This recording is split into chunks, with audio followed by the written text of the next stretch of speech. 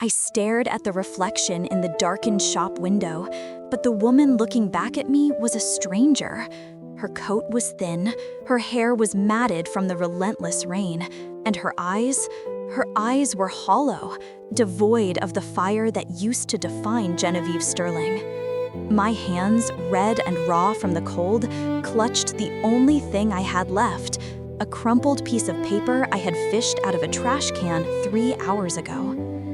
It wasn't just a receipt, it was a death sentence to the life I thought I had. Inside that warm, glowing restaurant across the street, I saw him, Julian. He was laughing, throwing his head back in that charming way that used to make my knees weak. And next to him, wearing my emerald necklace, the one he swore was lost during the move, sat Sienna, my protégée, the girl I had plucked from obscurity and treated like a daughter. He reached out, tucking a strand of hair behind her ear with a tenderness that made bile rise in my throat. They clinked glasses, champagne, vintage, paid for with money from the accounts I was told were empty. I wanted to scream. I wanted to smash the glass. But I didn't exist anymore. According to the world, Genevieve Sterling was a disgraced embezzler, a woman who had lost her mind. I shivered as the icy water trickled down my spine. I had nothing. No home, no money, no name. But as I watched them toast to their victory, a tiny, dangerous spark ignited in the frozen wasteland of my chest. They thought I was dead. Good. Ghosts are much harder to kill. To understand how I ended up standing in the rain like a beggar, you have to understand who I was before. My name is Genevieve. For 20 years, I was the CEO of Sterling Interiors, one of the most prestigious design firms on the East Coast. I didn't just decorate homes, I curated lifestyles for the ultra-wealthy. My life was a spread in a glossy magazine. I lived in a sprawling, modernist glass mansion overlooking the cliffs. I drove a silver Bentley. My wardrobe was insured for more than most people earn in a lifetime. And at the center of this perfect picture was Julian. I met Julian 5 years ago at a charity gala. He was a consultant, suave, articulate, with eyes the color of polished obsidian. He didn't seem intimidated by my success. In fact, he seemed to revel in it. We married within a year. It was a whirlwind, the kind of romance they write bad novels about. He took over the financial side of my business, so I could focus on the art. It felt like a relief at the time. I was tired of spreadsheets. I wanted to create. "You work too hard, Jen," he would whisper, massaging my shoulders after a 14-hour day.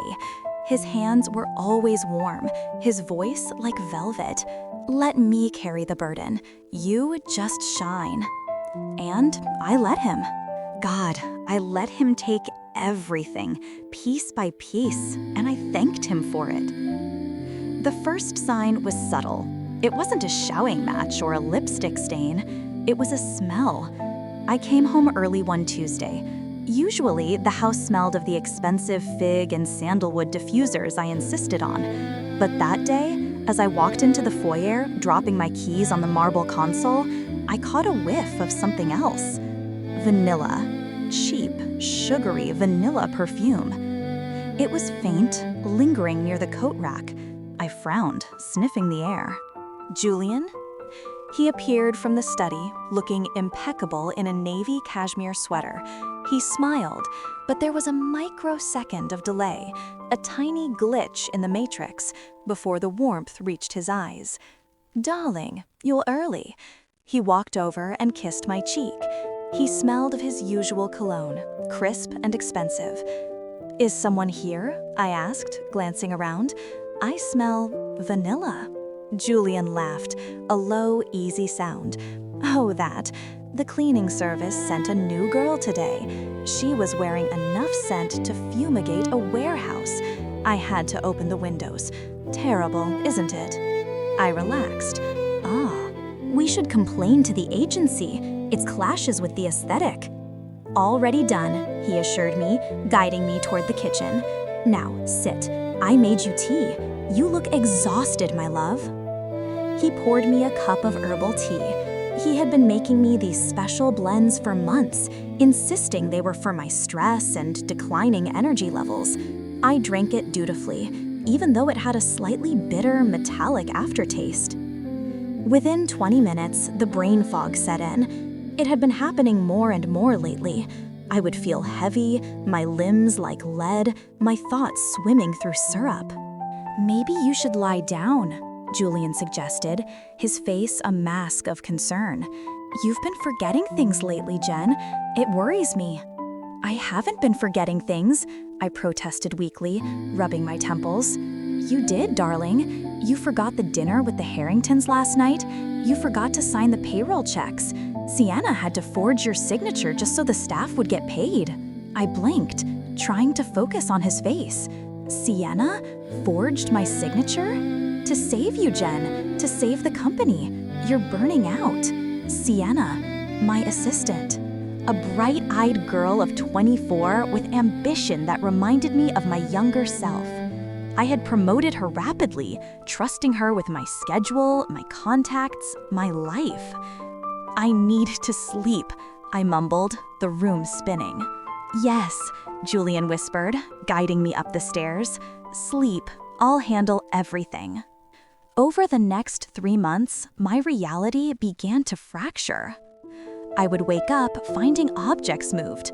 My favorite diamond earrings were missing from the safe. When I panicked, Julian found them in the pocket of my gardening coat, a coat I hadn't worn in years. You must have put them there and forgotten, he said gently, looking at me with pity. Jen, maybe we should see a doctor. Early onset dementia runs in families. I don't have dementia, I snapped, though fear was coiling in my stomach like a cold snake. I'm 45, Julian, not 80. But the doubts took root. I started finding emails I didn't remember writing, nasty, incoherent emails to important clients. I saw transactions on my personal accounts for things I didn't buy, men's watches, trips to locations I'd never visited. When I confronted Julian, he would sigh and pull up a spreadsheet on his laptop. Jen, look, you bought this for your cousin's birthday. Don't you remember? I don't. It's okay, the stress is getting to you. Why don't you take a sabbatical? Sienna can handle the day-to-day operations. She's brilliant, you said so yourself. Sienna, she was always there now. In my office, in my house, sitting at my dining table going over blueprints with Julian. She had stopped wearing the modest suits I bought her. Now, she wore silk blouses and tailored skirts that looked suspiciously like the ones from my favorite boutique. One afternoon, I came down to the library to find them laughing. Sienna's hand was resting on Julian's forearm.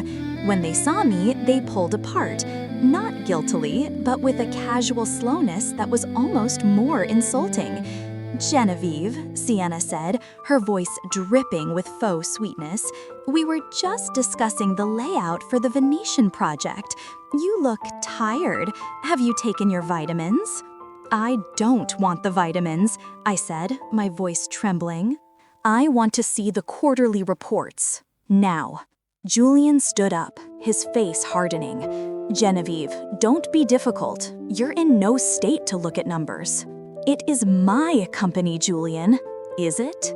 He walked over to me, towering over my shrinking frame. Because the board is meeting tomorrow, and they're concerned, very concerned about your mental stability. The board meeting was a slaughter.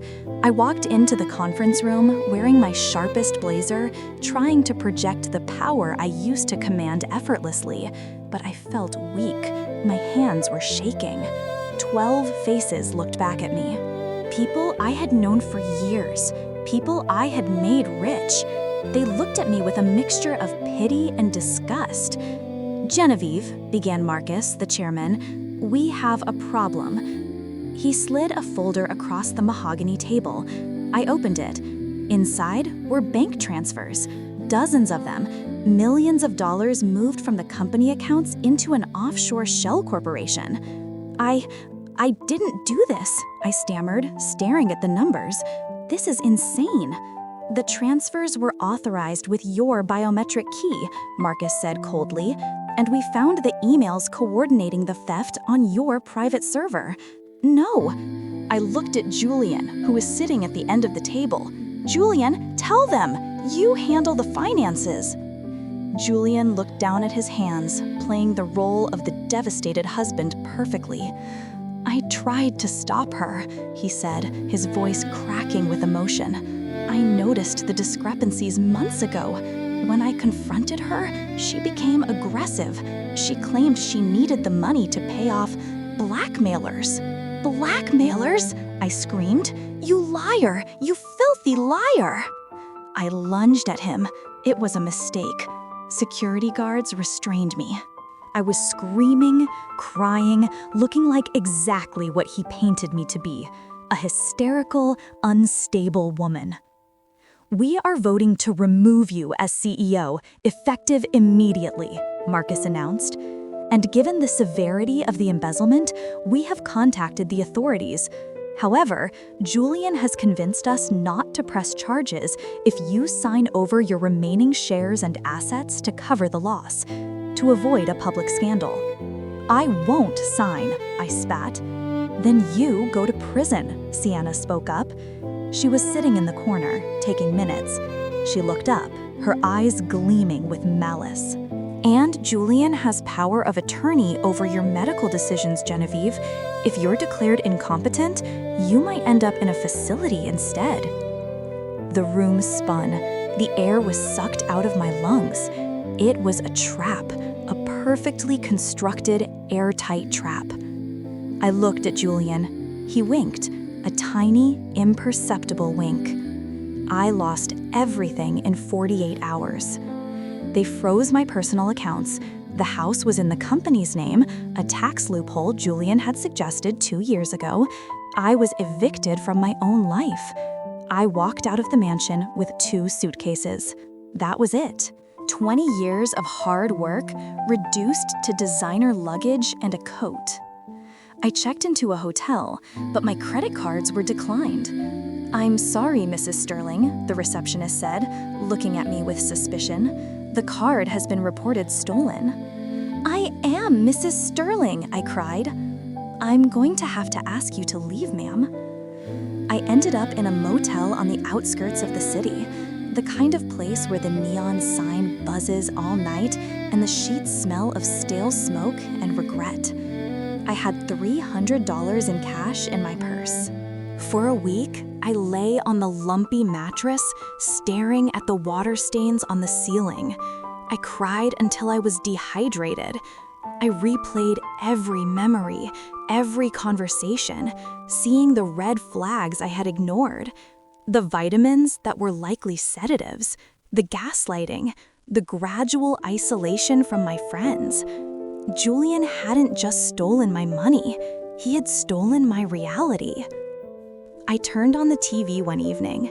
There, on the local news, was a segment about Sterling interviews. New era for Sterling interviews, the headline read. And there they were, Julian and Sienna, standing on the steps of my building. It's a tragedy what happened to Genevieve, Julian was saying to the reporters, looking somber. But the company must go on. Sienna has stepped up as interim CEO. We are working hard to repair the damage. Sienna smiled, a predatory, triumphant smile. She was wearing my vintage Chanel jacket. That was the moment the tears stopped. Something cold and hard snapped into place in my chest. It wasn't hope. It was something much more powerful. It was rage. Pure, distilled, high-octane rage. They thought I was broken. They thought I was a confused, middle-aged woman who would fade into oblivion. They forgot one thing. I built that empire from nothing. I knew where the bodies were buried because I had designed the graveyard. I needed an ally. But who? Julian had poisoned everyone against me. Then I remembered Theodora.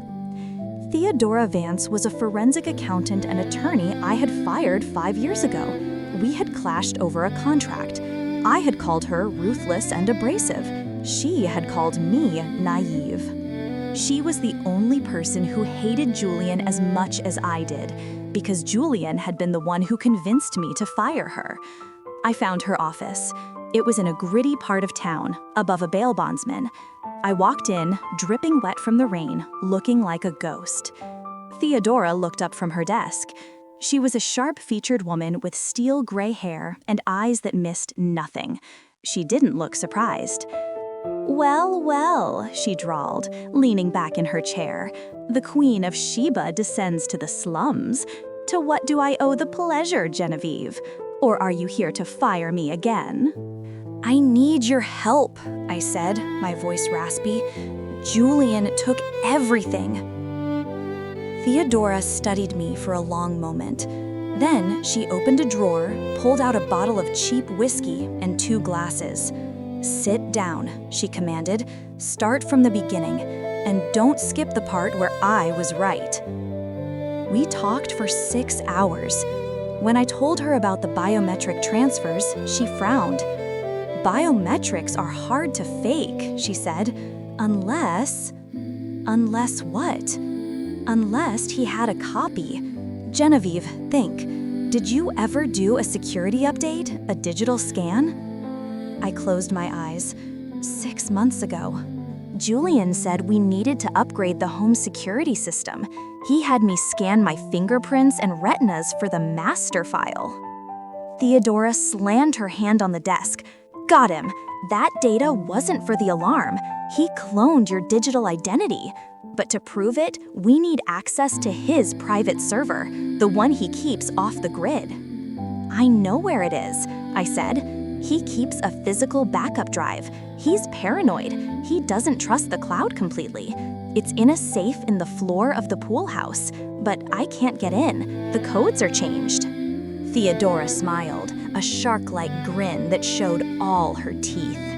"Honey, I know a guy who can crack a bank vault with a hairpin, but we need to get you inside." We spent the next month plotting. I moved into Theodora's spare room, a cramped space filled with boxes of case files. I got a job as a night cleaner in an office building to pay for food. It was humbling, scrubbing toilets and emptying trash cans while wearing a uniform that scratched my skin. My hands became rough, my manicured nails were gone. But every time I wiped a mirror, I looked at myself and saw the fire returning to my eyes. I wasn't just Genevieve the CEO anymore. I was Genevieve the survivor. We discovered that Julian and Sienna were hosting the annual Sterling Gala in 3 weeks. It was the social event of the season. Everyone would be there. Investors, press, the board. "That's the night," Theodora said, pointing at the calendar. "The house will be full of staff, caterers, security, chaos. It's the perfect cover." "How do I get in?" I asked. "My face is known." "Not as a guest," Theodora said, "as help." The night of the gala arrived. The air was crisp, smelling of autumn leaves and expensive perfume from the arriving guests.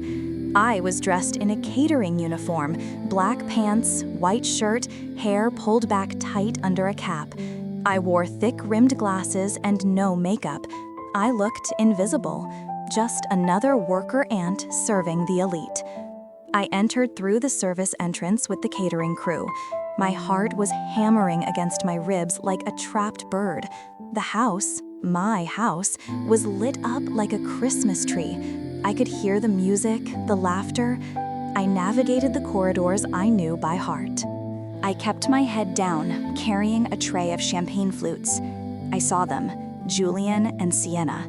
They were standing in the center of the ballroom. Sienna was wearing a custom red gown I had designed on paper months ago. She had stolen my design too. Julian had his hand on the small of her back, looking like the king of the world. I I felt a surge of nausea, but I pushed it down. Focus, Genevieve. I slipped away from the party and headed toward the garden. The pool house was dark. I reached the door. Locked. Theodora, I'm at the door, I whispered into the tiny earpiece I was wearing. Okay, Benny is bypassing the alarm now, Theodora's voice crackled in my ear. 3, 2, 1, you're clear. The lock clicked. I slipped inside. The smell of chlorine and humidity hit me. I went to the back room, pulled up the rug. The floor safe was there. I need the combination, I whispered. Try Sienna's birthday, Theodora suggested. Men are predictable. I entered the numbers. Error. Try the date he took over the company, Theodora said. I entered the date of the board meeting. Error. My hands started to sweat. It's not working. I have one try left before it locks down and alerts him. Think, Genevieve. Think like Julian. What does he love most? Himself. I entered his own birthday. Click. The green light flashed. Got it, I breathed. I opened the safe. There it was, the external hard drive, and next to it, a velvet box. I opened the box. It was my mother's ring, the one he said had been stolen by burglars a year ago. He had kept it, a trophy. I grabbed the drive and the ring. I have the package. Get out of there, Jen, now! As I turned to leave, the lights in the pool house flooded on. Going somewhere? I froze. Julian was standing in the doorway. He wasn't smiling anymore. He held a glass of scotch in one hand, and his other hand was in his pocket. I had a feeling, he said softly, stepping inside and closing the door. I saw a waiter who walked with your posture.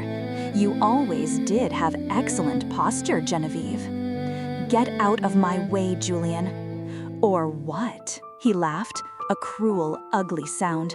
You're a trespasser, a mentally unstable trespasser. If I shoot you, it's self-defense. Tragic accident. Ex-wife breaks in, attacks owner. He pulled a small pistol from his pocket. Theodora, are you recording this? I asked loudly. Julian paused. Who are you talking to?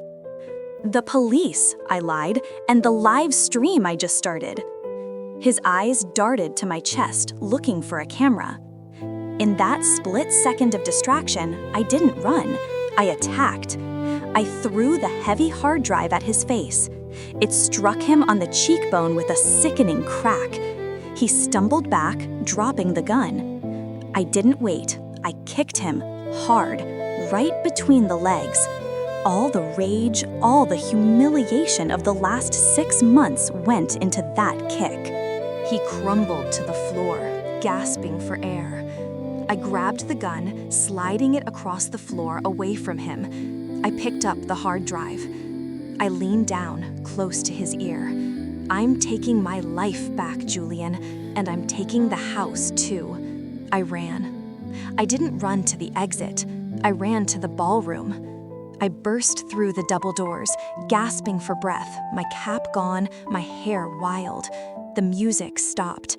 Hundreds of heads turned. Sienna dropped her glass. It shattered on the floor. Genevieve? Someone whispered. I marched straight to the stage where the AV technician was controlling the giant screen meant for their presentation. Play this, I commanded, slamming the drive into his hand. Or I swear to God I will sue this entire company into the ground. The boy looked terrified.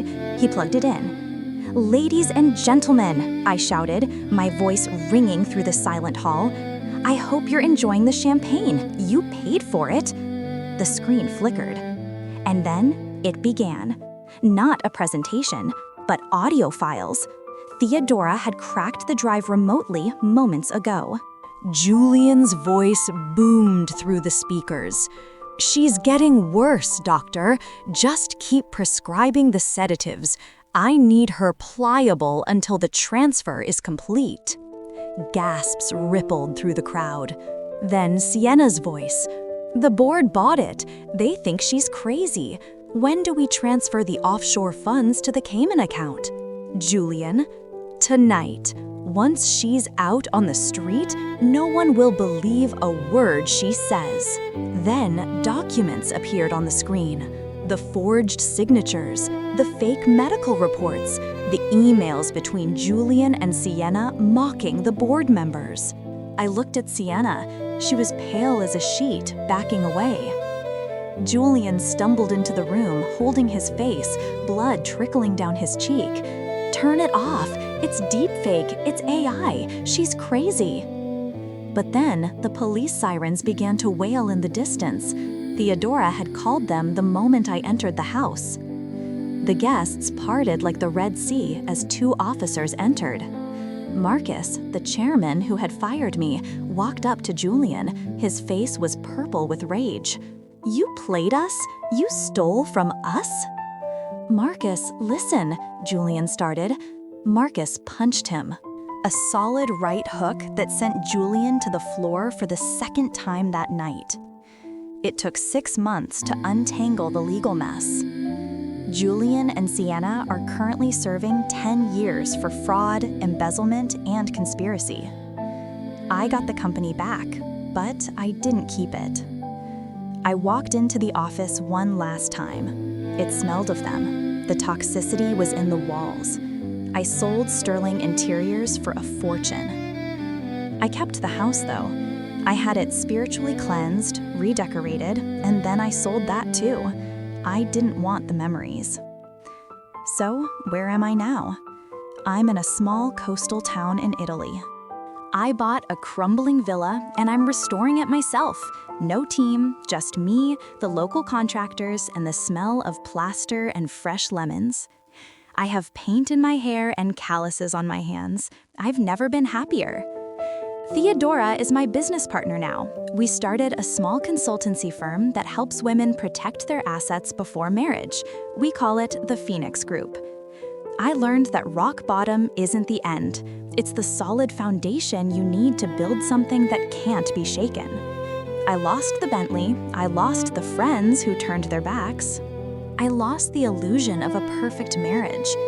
But I found Genevieve, and she is so much stronger than I ever imagined.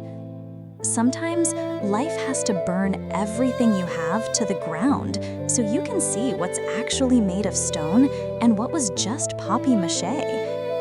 If you are going through hell right now, if you feel like you've lost everything, keep walking. The fire is refining you, not destroying you.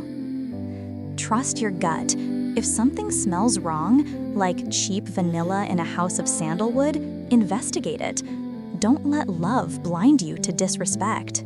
And never, ever give someone else the keys to your entire existence. Thank you for listening to my story. If this touched a nerve, or if you've ever had to rebuild from zero, please hit that like button. It helps more people find this channel. Subscribe and ring the bell so you don't miss the next confession. And now, I have a question for you. If you found out your partner was gaslighting you to steal your fortune, would you hand them over to the police immediately? Or would you do what I did and plan a public humiliation first? Let me know in the comments below. I read every single one.